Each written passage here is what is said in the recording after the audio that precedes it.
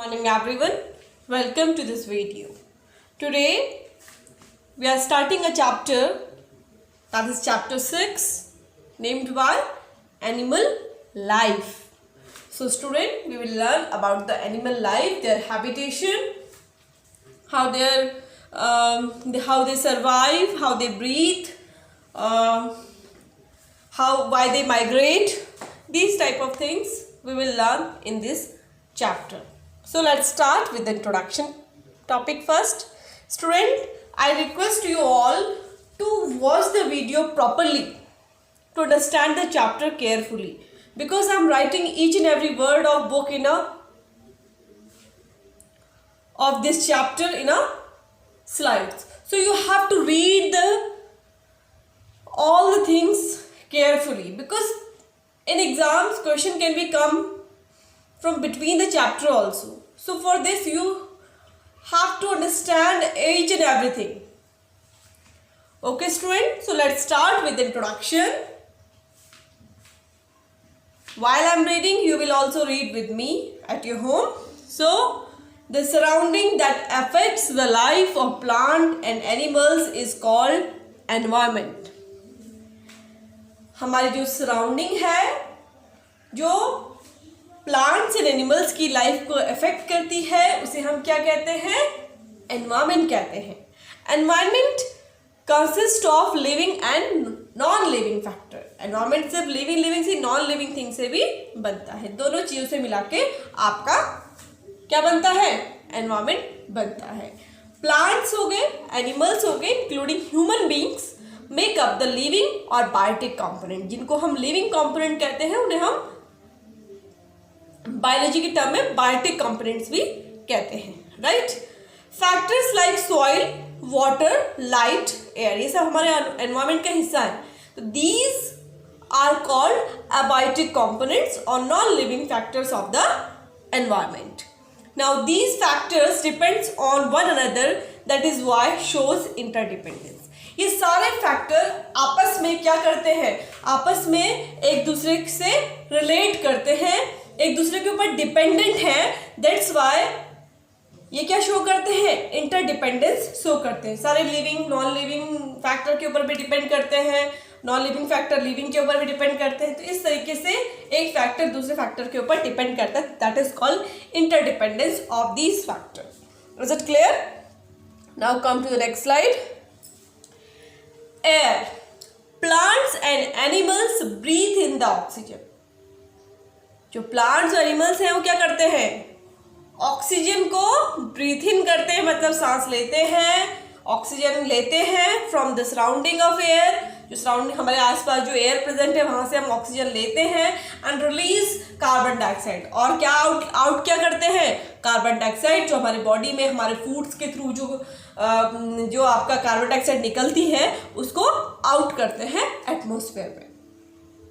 So this oxygen utilized for release of energy from food by the process of respiration.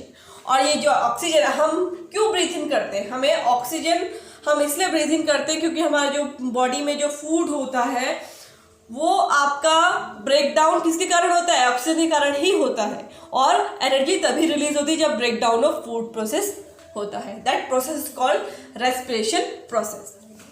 However in day time plants breathe in carbon dioxide.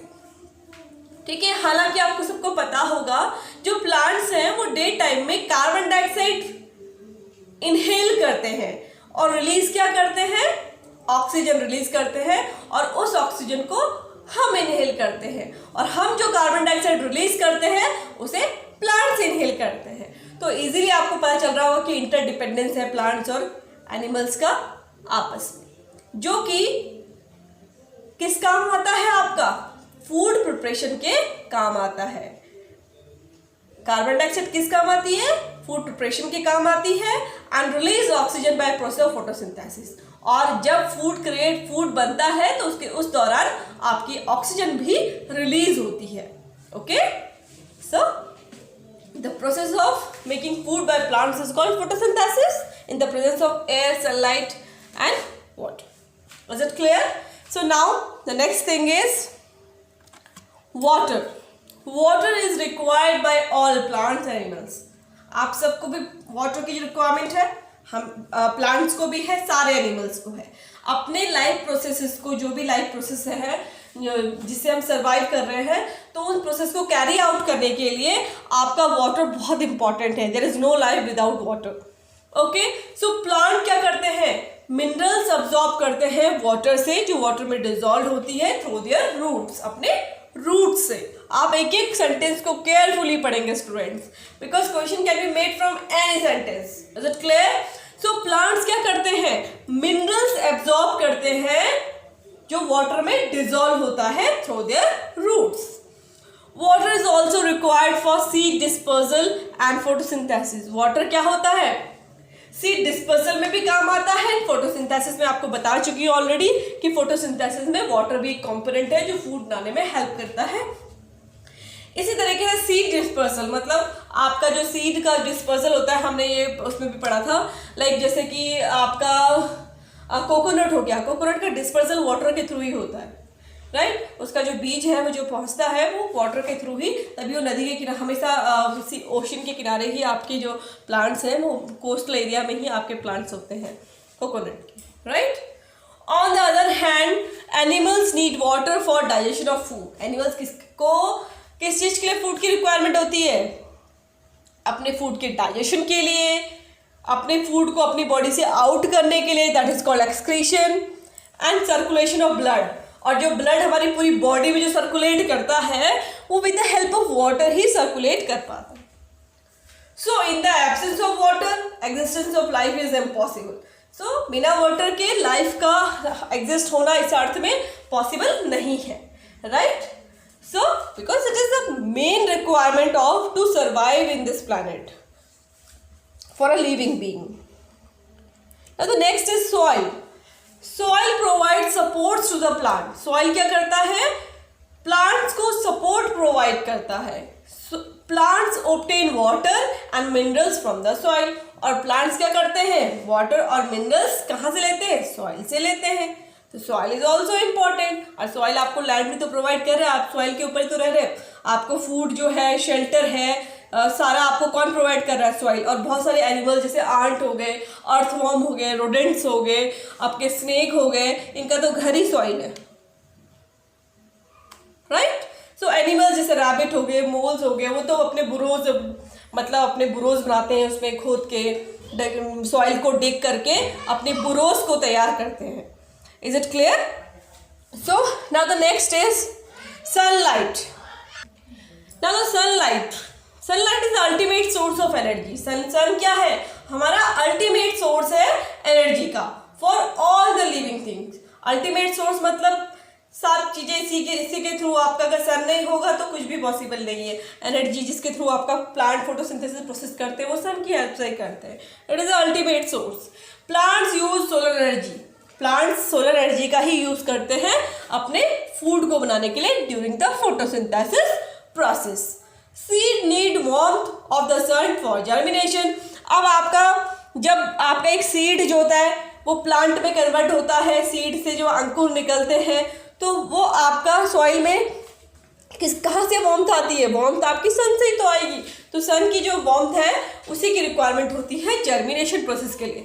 Germination process हमने first chapter में पढ़ा था, right? Now it also provide warmth and light to other living, और हमें भी तो warmth और light provide कर रहा है सन, राइट? सन नहीं होगा तो पॉसिबल ही नहीं है, आपकी जितना मतलब एक ही अंधेरा ही रहेगा, तो अंधेरे में लाइफ पॉसिबल है क्या, राइट? विदाउट सन लाइफ पॉसिबल है, नॉट पॉसिबल, राइट? जो आपकी इतनी टेम्परेचर है वो टेम्परेचर का डिफरेंस नहीं होगा, एक ही टेम्परेचर, सेम टेम्परेचर रहेगा, राइट? जैसे कि अंटार्कटिका हमने सुना है कि वहाँ पे जो एनर्जी है, सन की लाइट है, वो बहुत कम पहुँचती है।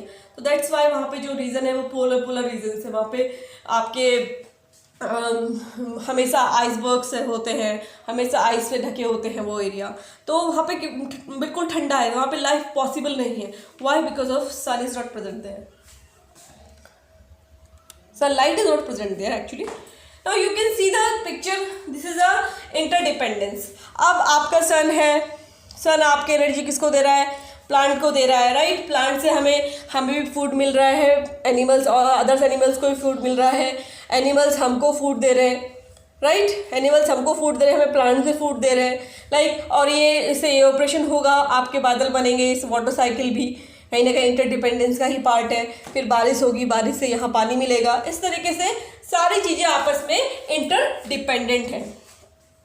तो this is called interdependence of living और non living things, biotic and abiotic things. Now let's talk about the habitat of the animals. Animals are different in shape and size. हर एनिमल अलग अलग होते हैं, डिफरेंट होते हैं, उनका shape अलग होता है, उनका साइज अलग होता है। Some animals are microscopic like amoeba. कुछ एनिमल्स क्या होते हैं, बहुत ही छोटे होते हैं, इवन हम उन्हें नेकेड आई से देख भी नहीं सकते, राइट, और कुछ इतने बड़े होते हैं जैसे कि एलिफेंट हो गया। So these animals live in different kind of surrounding. तो इसीलिए उनके साइज, उनके शेप, उनकी अडेप्टेशन अलग है, तो वो डिफरेंट डिफरेंट सराउंडिंग्स में रहते हैं। The surrounding in which an animal naturally lives और survives is called habitat. Habitat होता क्या है, वो सराउंडिंग जिसमें एनिमल जो होता है वो नेचुरली अपनी लाइफ को जीता है और उसमें सर्वाइव कर पाता है, तो वो उसकी हैबिटेट हो गई। जैसे कि पोलर बेयर क्या होता है, वो सिर्फ जो स्नोई एरियाज होते हैं वहीं पे आपका अवेलेबल होता है, पोलर एरिया में होता है जहाँ पे हमेशा बर्फ से ढका हुआ रहता है। Clear? So these are the, now let's learn about the, I have given you in a worksheet a question, what are the types of habitat. So student, this is the answer.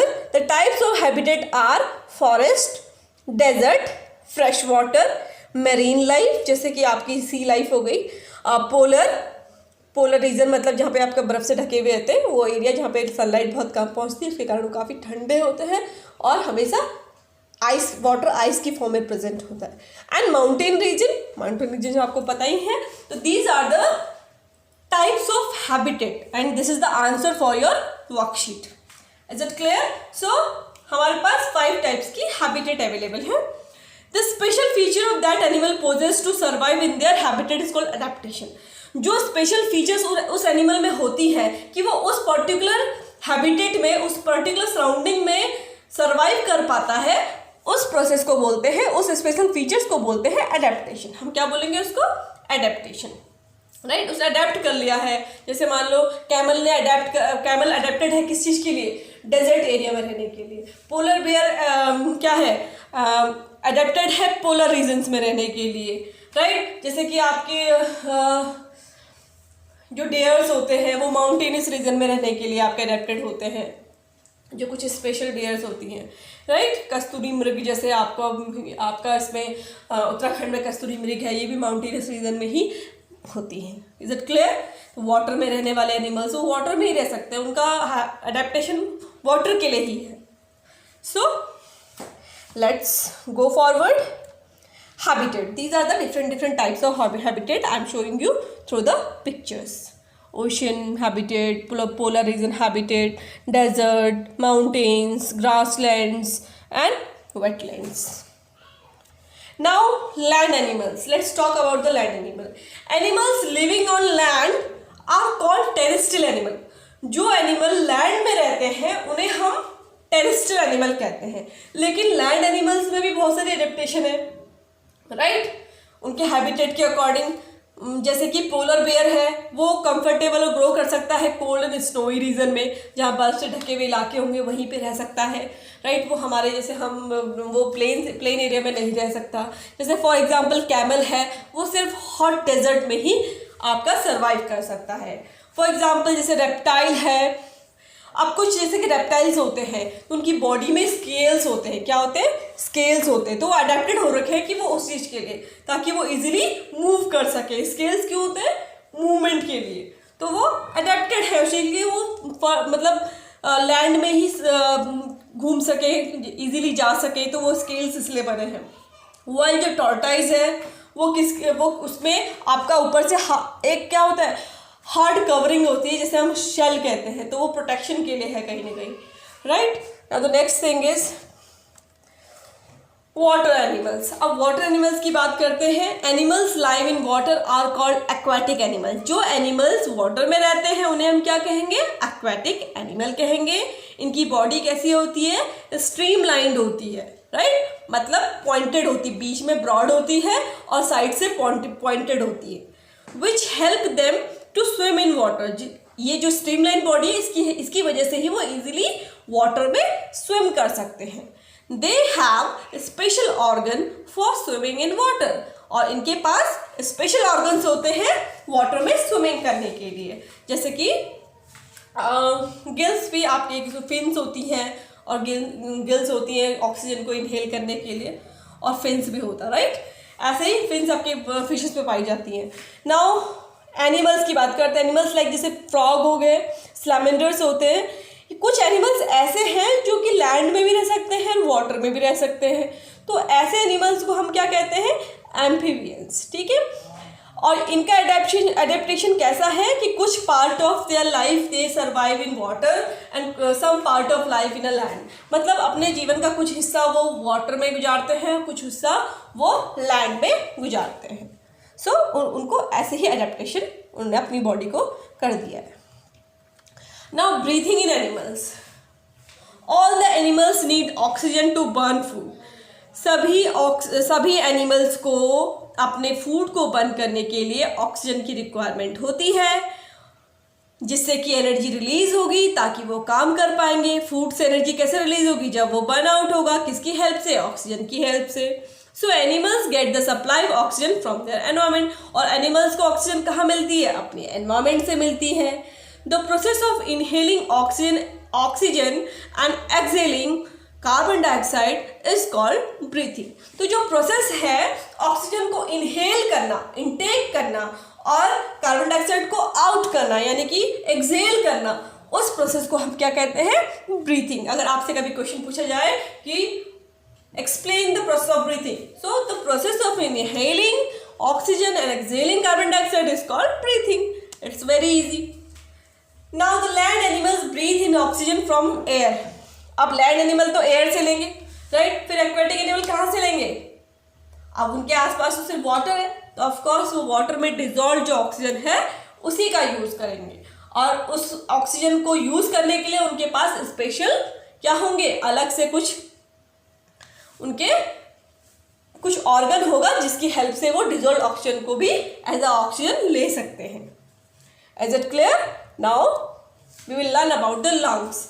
जैसे कि जितने mammals होते हैं, birds होती हैं, reptiles होती हैं, इनके पास pair of spongy elastic air bags होते हैं जिन्हें हम लंग्स कहते हैं। Is it clear? जितने भी ये बर्ड्स हैं, मैमल्स जैसे कि हम लोग हो गए, रेप्टाइल्स हैं, जितने एनिमल्स हैं जो लैंड में रहते हैं, इनमें पेयर ऑफ क्या होता है, लंग्स होते हैं। इलास्टिक बैग जिन्हें हम कह रहे हैं वो क्या कहते हैं, लंग्स कहते हैं।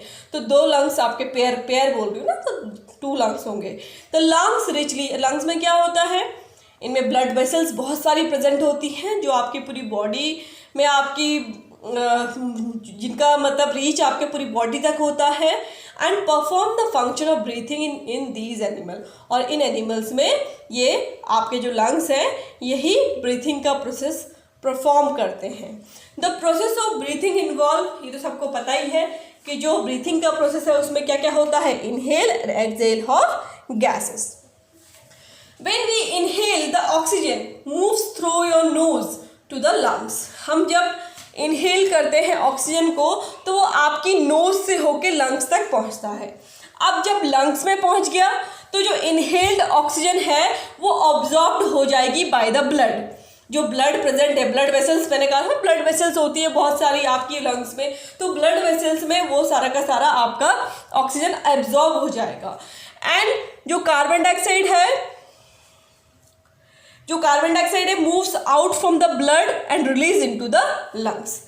इस तरीके से पूरी बॉडी में ब्लड वेसल्स के थ्रू पूरा ऑक्सीजन पहुंच जाएगा, और जो कार्बन डाइऑक्साइड है इन ब्लड वेसल्स के थ्रू लंग्स तक पहुंचेगी, और लंग्स के बाद आउट फ्रॉम द बॉडी हो जाएगी ड्यूरिंग द ब्रीथिंग प्रोसेस।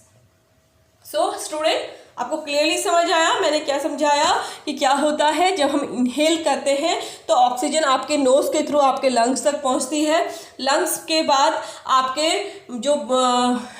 आपके लंग्स में एयर बैग्स होते हैं एंड आपका ब्लड वेसल्स होती है, वो सारी की सारी ऑक्सीजन को ऑब्जॉर्ब कर लेती है। ऑब्जॉर्ब करने के बाद वो पूरी बॉडी में आपकी ऑक्सीजन रिलीज हो जाती है। देन आफ्टर जो भी आपकी फूड प्रोसेसिंग के थ्रू जब आपकी कार्बन डाइऑक्साइड, जितनी भी कार्बन डाइऑक्साइड होगी वो सारी की सारी क्या होगी, वो आपकी कहाँ पहुंचेगी, ऐसे ही ब्लड वेसल्स के थ्रू आपकी लंग्स में पहुंचेगी और लंग्स उसे क्या कर देंगे, पंप आउट कर देंगे through the nose. Is it clear student? Now the next thing is, can you see this picture? इस तरीके से कुछ एक्सेल और इनहेल का प्रोसेस होता है, पंप आउट पंप इन, इस तरीके से आपका ये प्रोसेस होता है। तो आपको इजीली समझ आ रहा होगा, ये एयर सैक्स है, ये वेसल से पूरा ये बना हुआ लंग्स है आपका, पूरी ब्लड वेसल्स आपको इसलिए रेड कलर का होता है, सारी ब्लड की बहुत ज़्यादा रिच फॉर्म में, मतलब ब्लड वेसल से ही पूरा लंग्स बना हुआ है। तो पूरी ब्लड वेसल्स, पूरी बॉडी की ब्लड वेसल्स यहाँ पे प्रेजेंट होती है, पूरी बॉडी में वो जा रही है सारी की सारी, दैट्स वाई वो सब जगह पहुँच जाता है। Now the next is gills। अब बात करते हैं वाटर एनिमल्स की, जैसे कि फिश हो गए, क्रैब हो गया, ऑयस्टर हो गया, टैडपोल्स हो गए, ये वाटर में लाइव करते हैं और ये वाटर में लाइव करते हैं तो इनको ऑक्सीजन कैसे मिलेगी, डिजॉल्व वाटर से ही ये ऑक्सीजन लेंगे, लेकिन उनके लिए स्पेशल ऑर्गन होता है। डिजॉल्व ऑक्सीजन लेने के लिए कौन सा ऑर्गन होता है, that is called gills. Okay, gills are richly supplied with blood vessels. जैसे कि मैंने आपको लंग्स के बारे में बताया, लंग्स भी ब्लड वेसल से बना है, तो ऐसे ही आपका जो गिल्स है वो भी आपका कहीं ना कहीं ब्लड वेसल से ही बना हुआ है। जब वाटर फ्लो होता है गिल्स के थ्रू तो exchange of gases take place in them, तो उसी वक्त जो गैसेस हैं वो पूरी बॉडी में उन आपके ऑक्सीजन बॉडी में चली जाएगी और कार्बन डाइऑक्साइड गिल से आउट हो जाएगी। The oxygen is then absorbed by the blood from water and carbon dioxide is given out from the blood। तो ये प्रोसेस यहाँ पे किससे होता है, गिल्स के थ्रू। जैसे हमारे लंग्स है वैसे ही वाटर एनिमल्स के लिए क्या है, वाटर जो आपके फिश हो गए, ऑयस्टर, टैडपोल, ये सारे हो गए, इनके लिए क्या चीज़ है, इनके लिए गिल्स है। Can you see this? ये फेस में ये ब्लड वेसल से, रेड कलर की ब्लड वेसल से बनी हुई ये गिल्स है। जब मुंह के थ्रू आपका पानी अंदर आएगा तो ये क्या करेगा, water flows over then out, right. जब वाटर यहाँ से पास होगा तो ये क्या करेंगी, ऑक्सीजन एब्जॉर्ब कर लेंगे और पूरी बॉडी में ऑक्सीजन रिलीज कर देंगे। ऐसे ही इसी दौरान जब आउट होगा बॉडी से, जब वाटर आउट होगा तो आपका साथ में कार्बन डाइऑक्साइड भी आउट हो जाएगी। Now the next thing is air tubes. अब बात करते हैं एयर ट्यूब्स की। इंसेक्ट, अब कुछ इंसेक्ट्स होते हैं उनमें एयर ट्यूब्स प्रेजेंट होते हैं, तो the small opening present on the sides of their bodies. आपकी उनकी बॉडी की ही साइड्स में आपके ओपनिंग्स प्रेजेंट होते हैं जिन्हें हम स्पाइरिकल्स बोलते हैं, ठीक है। बॉडी में ही प्रेजेंट होता है उनका, ठीक है, स्किन में ही प्रेजेंट होता है, आप ये कह सकते हो। Spiracles lead to air tube, और जो स्पाइरिकल्स होते हैं वो किससे जुड़े होते हैं, एयर ट्यूब से जुड़े होते हैं जिन्हें हम ट्रैकी कहते हैं। Is it clear? These form a fine network, और स्पाइरिकल्स, एयर ट्यूब्स, इनसे क्या बनता है, एक फाइन नेटवर्क बनता है ट्यूब्स का, जो कि हर टिश्यू तक पहुंचता है बॉडी की और एयर को ट्रांसपोर्ट करता है, उनका एक्सचेंज करता है, ऑक्सीजन इन करता है और कार्बन डाइऑक्साइड आउट करता है by the contraction of spherical. मतलब बॉडी की जो बाहर की स्क्रीन है, जो सरफेस है, वहीं पे कॉन्ट्रैक्शन होता है और एक्सपेंशन होता है, जिससे कि आपकी बॉडी में से कार्बन डाइऑक्साइड निकलेगी और ऑक्सीजन इन होगी। So I am showing you the picture. These are the trachea inside the network, these are the trachea and spiracles, जो आउटर सरफेस होगा वो स्पेरिकल्स हो जाएगा। इज इट क्लियर? So student, we learned about it, the breathing process in animals, in different type of animals. And now student, in the next video we will learn about the locomotive motion in animals, right, in different animals. So one question I given in the worksheet about the locomotive motion, so you can watch in next video. So thank you student,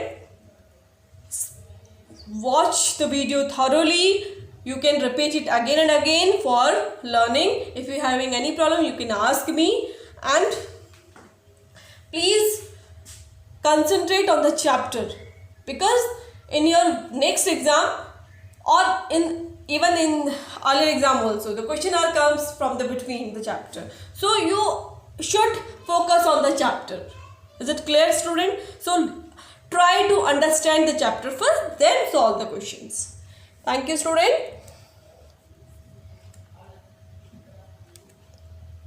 Stay home, stay safe, keep doing your work.